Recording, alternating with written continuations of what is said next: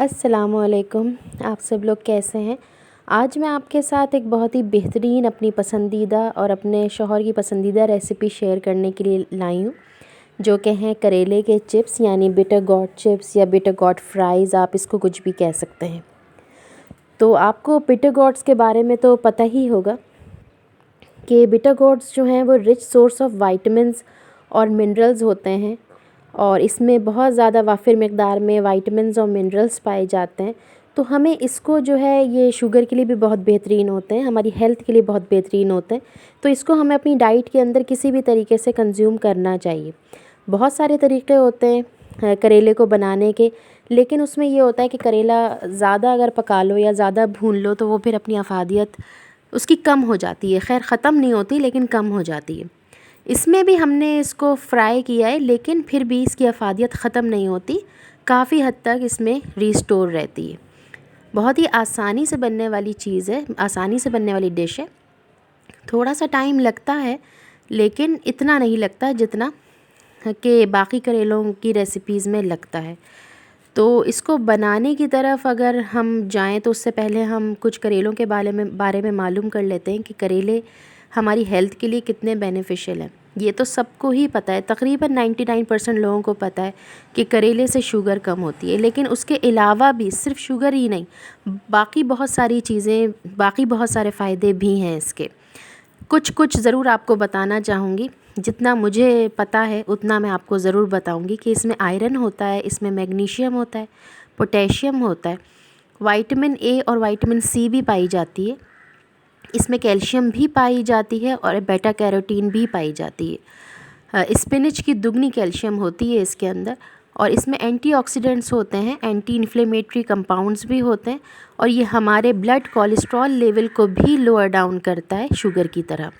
और अगर heart disease और स्ट्रोक्स में भी ये जो उसके रिस्क होते हैं उसको भी बहुत रिड्यूस करने में मदद करता है, और हमारे इम्यून सिस्टम को भी ये स्ट्रेंथन करता है, और रेस्पिरेटरी हेल्थ को भी इम्प्रूव्स करता है, और ये हमारी स्किन हेल्थ के लिए भी बहुत अच्छे होते हैं करेले। ये हमारे स्किन हेल्थ को बूस्टअप करते हैं। और सबसे मेन बात जो इस पे मैं ज़रूर कहना चाहूँगी, जो मुझे भी कुछ दिनों पहले तक नहीं पता थी, कि इसके अंदर एंटी एजिंग प्रॉपर्टीज़ भी पाई जाती हैं। तो आपने सुना होगा, मेरे बचपन में भी मुझे मेरे घर वाले जो हैं वो इसका जूस देते थे कि जैसे मुंह पे दाने वाने निकल आते हैं तो ये खून साफ़ करने के लिए बहुत बेहतरीन होती है। तो सिर्फ़ 1 टेबल स्पून या 2 टेबल स्पून भी जूस पी लो तो उससे खून साफ़ हो जाता है, और ये मुंह पे जो दाने वाने निकल आते हैं और बहुत फ़ायदा देता है। तो जो आप पका के आप फ़ायदा नहीं उठा सकते, वो आप सिर्फ मंथली या आफ्टर 15 डेज़, या अगर कर सकते हैं आप लोग तो वीकली सिर्फ 1 टेबल स्पून या फिर 2 टेबल स्पून इसका जूस विदाउट मतलब आप इसकी न्यूट्रिशन को ख़त्म किए बगैर बस इसका जूस आपको बग़ैर पानी मिलाए कंज्यूम करें तो बहुत फ़ायदा देगा। ये रेस्पिरेटरी हेल्थ के लिए बहुत अच्छा है। आजकल आपको पता है कि कोरोना चल रहा है और हमें अपने रेस्पिरेटरी सिस्टम को बहुत हेल्दी रखना है, तो उसके लिए भी ये बहुत बेहतरीन है, और स्किन हेल्थ को बूस्ट करता है। और मैंने आपको अभी बताया कि इसमें एंटी एजिंग प्रॉपर्टीज़ भी पाई जाती हैं, और ये एंटी डायबिटिक प्रॉपर्टीज़ भी पाई जाती हैं। ये तो मेरे ख़्याल में 99% लोगों को पता ही है कि करेला जो है वो शुगर पेशेंट्स के लिए बहुत बहुत बहुत फ़ायदेमंद है, और हर शुगर पेशेंट को अपनी डाइट के अंदर करेले को एक बहुत ही ज़्यादा, मैं कहूँ कि तकरीबन वीकली, मतलब हफ़्ते में 2 या 3 दिन शुगर पेशेंट को करेला ज़रूर खाना चाहिए किसी भी फॉर्म में। और बेस्ट है कि वो उसका जूस भी पिए, और अगर उनकी शुगर बहुत ज़्यादा हाई है तो वो हफ़्ते में 2 दफ़ा या 3 दफ़ा ज़रूर पिए, जितना भी वो पी सकते हैं। लेकिन ये इसकी तासीर बहुत गर्म भी होती है, तो मुअत्तदल तरीक़े से, यानी कि एक मतलब इतना ज़्यादा भी ना पिएं और इतना ज़्यादा भी ना पिएं, गैप दे दे के पिएं, कम भी नहीं पिएं, मतलब लेकिन बस पिएं, खाएं इसको जिस तरह भी। हालांकि मुझे मालूम है और आपको ही पता है कि कड़वा होता है और कसीला भी होता है, और हर किसी से खाया भी नहीं जाता, बहुत सारे लोगों को ये पसंद भी नहीं होता है, लेकिन ये हमारे ब्लड शुगर के लिए बहुत बेहतरीन है।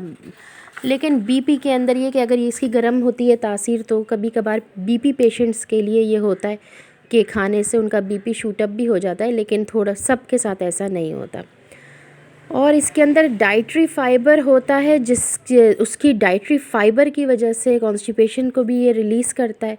और इसमें कैलोरीज़ बहुत कम होती हैं और फैट्स भी बहुत कम होते हैं और कार्ब्स यानी कार्बोहाइड्रेट्स भी बहुत कम होते हैं, तो जिसकी वजह से ये वेट लॉस के लिए भी बहुत बेहतरीन है। और मैं कहती हूँ जिनको ये पसंद है ना, तो उनके लिए तो मतलब बहुत ही मतलब बेहतरीन है कि वो लोग शौक़ से खाएं, और बहुत ही हेल्दी सब्ज़ी है ये। तो आए चले अपनी रेसिपी की तरफ चलते। तो सबसे पहले मैंने इसको 2-3 पानी से जो है वो धो लिया है, साफ़ सुथरा कर लिया पानी से। और दूसरी बात कि मैंने इसके सिर्फ ऊपर से और नीचे से बस थोड़ा थोड़ा सा काटा है। मैं इसके ना छिलके उतार रही हूँ और ना मैं इसके बीज निकाल रही हूँ, क्योंकि मैं इसके छिलके नहीं उतारती, क्योंकि छिलकों के अंदर ही सब कुछ होता है। और अगर छिलके ही उतार दो तो लगता है जैसे बस करेले का सब कुछ तो ख़त्म ही हो गया, मतलब सारे बेनिफिट, सारे न्यूट्रिएंट, सारी प्रॉपर्टीज़ ख़त्म हो गई। इसलिए मैं कभी भी जब भी करेले बनाती हूँ, ना मैं इनके बीज निकालती हूँ और ना मैं इनके छिलके उतारती हूँ।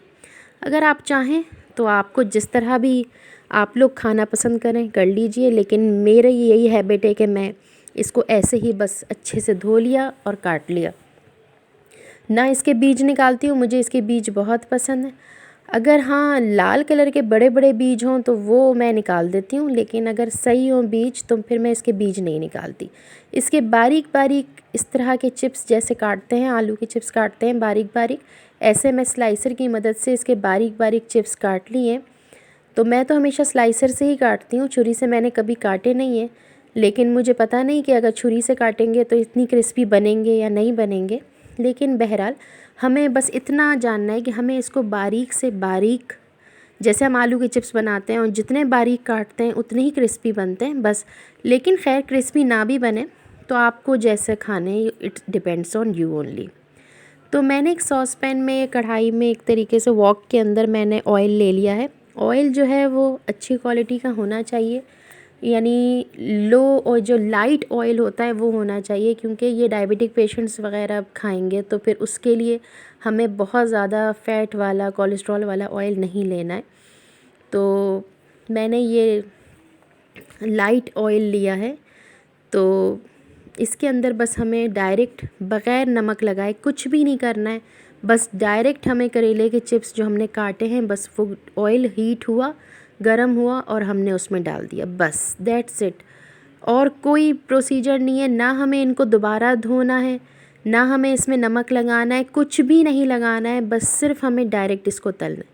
यहाँ तलते तलते के दरमियान मैं आपको 1-2 टिप्स ज़रूर बताना चाहूँगी कि एक तो ये कि करेले अगर फ्रिज के रखे हुए होंगे तो आपको रिज़ल्ट ऐसा नहीं मिलेगा, ये मैंने ख़ुद ट्राई किया है।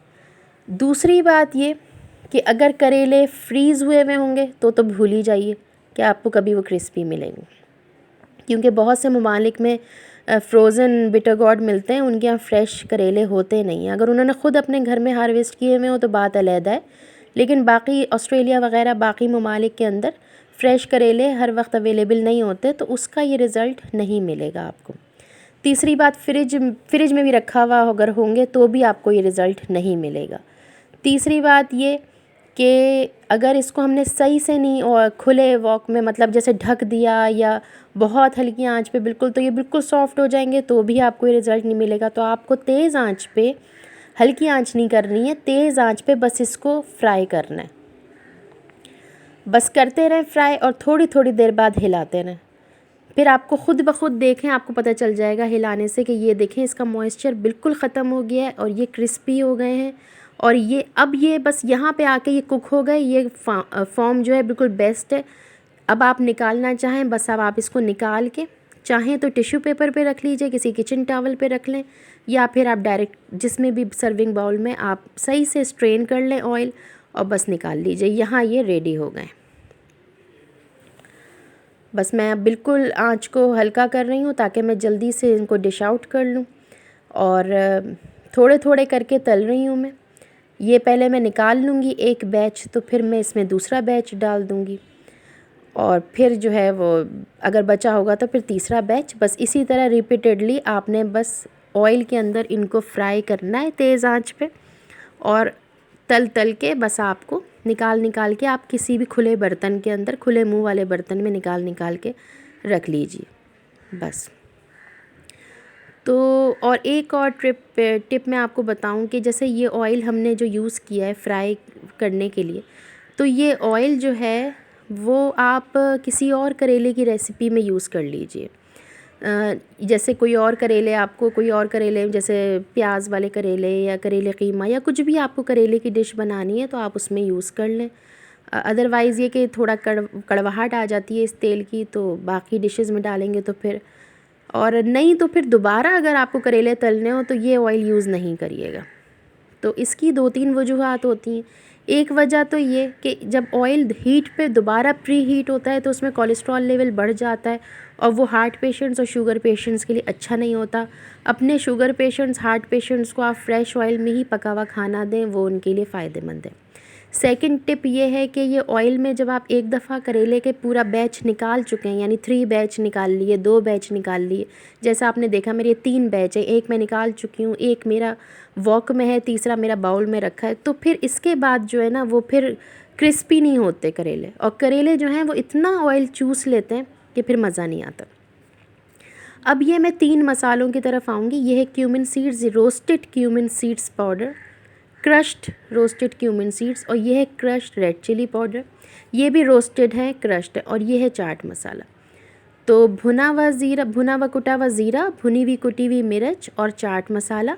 यहाँ मैं नमक का इस्तेमाल नहीं कर रही हूँ क्योंकि चाट मसाले में ऑलरेडी नमक होता है और हमें ज़्यादा नमक नहीं चाहिए। लेकिन अगर आप लोग चाहें तो it's totally up to you, आप लोग मसाले इसमें अपने हिसाब से भी डाल सकते हैं।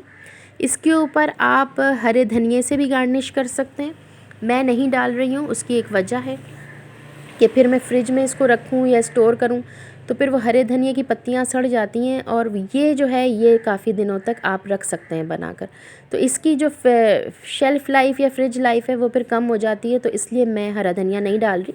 लेकिन आप इसको हरे धनिए से गार्निश कर सकते हैं, हरी मिर्चों से गार्निश कर सकते हैं, और आप इसको फ्राइड कड़ी पत्तों से गार्निश कर सकते हैं। It's totally up to you. और ये आपकी डिश जो है रेडी हो गई। तो इसको आप ढकिए नहीं, इसको आप खुली हवा में यानी खुले बर्तन में रखें, और इसको आप सारे मसाले इसके ऊपर से डालिए और इसको हल्के हल्के हाथों से, कि ये क्रिस्पी हैं, हल्के हल्के हाथों से सही से चला लीजिए ताकि ये मसाला अच्छे तरीके से सब ऊपर नीचे इस पे लग जाए। अब इसको खाने की तरफ आएँ तो हम इसको किसी भी फॉर्म में खा सकते हैं। इसको आप बॉइल्ड राइस के साथ खा सकते हैं। ये बॉइल्ड राइस के साथ बहुत मज़े के लगते हैं एज अ साइड डिश। आप इसको चावलों के साथ खा सकते हैं, आप इसको रोटी के साथ खा सकते हैं, आप इसको ऐसे भी खा सकते हैं स्नैक्स की तरह। आप इसको दाल चावल के साथ डाल के खा सकते हैं, ये बेहतरीन लगते हैं दाल चावल के साथ। तो आप इसको मतलब ऐसे आप बना के इसको आप किसी एयर टाइट कंटेनर में करके फ्रिज में रख लीजिए, और जब भी कोई चीज़ खाइए, कोई भी सालन, कोई भी दाल, तो आप थोड़े से लेके और अलग से ले लें जैसे सैलेड की तरह, या बस थोड़े से 10-12 आपने ऐसे चिप्स ले लिए और उसके साथ आप इसको कंज्यूम कर सकते हैं। ये काफ़ी दिनों तक फ्रिज में आपके सही रहेंगे। तो अगर आपको मेरी वीडियो अच्छी लगी हो तो लाइक ज़रूर करिएगा, और अगर आप मेरे चैनल पर नए हैं तो please subscribe my channel Sonia's passion. और आपको मेरी रेसिपी कैसी लगी और कमेंट करके ज़रूर बताइएगा। और अगर आप ट्राई करें या बनाएं तो इसकी पिक लेके मुझे इंस्टाग्राम पे भी आप शेयर कर सकते हैं, मुझे अच्छा लगेगा। और आपके साथ ऐसी अच्छी अच्छी वीडियोस और रेसिपीज़ और गार्डन से रिलेटेड चीज़ें मैं आपके साथ लाती रहूँगी। तो उसके लिए मुझे आपके इनकरेजमेंट की बहुत ज़रूरत है। तो प्लीज़ इनकरेजमेंट के लिए मेरी वीडियो को लाइक भी करिए, शेयर भी करिए, और जिस हद तक हो सकता है सपोर्ट करिए। तो ये तो मेरी डिश बन गई तैयार। अब जा रहे हैं हम लोग दाल चावल की तरफ। तो देखते हैं फिर ये कि टेस्ट में कैसी है। नमक इसके अंदर मैंने नहीं डाला है, आप लोग चाहें तो नमक इसके अंदर डाल सकते हैं, और अगर आप चाहें तो इसमें काली मिर्च भी डाल सकते हैं। तो करेले तो बन चुके हैं। अब देखते हैं कि करेले जो है, अच्छा इसमें जो लाल बीज होते हैं करेलों में वो आप लगा भी सकते हैं। उसकी वीडियो मैं आने वाले दिनों में ज़रूर आपके साथ शेयर करूँगी। अगर कोई भी करेला ऐसा हो जिसमें लाल बीज हों तो वो आप संभाल के रख लीजिएगा, तो फिर हम भी लगाएंगे अपने बाग में और आप भी लगा लीजिएगा, तो फिर घर में ही ताज़े ताज़े करेले अपने ही बाग या अपनी ही क्यारी में से उतर आएंगे। तो थैंक्स फॉर वॉचिंग, तब तक के लिए अल्लाह हाफ़िज़।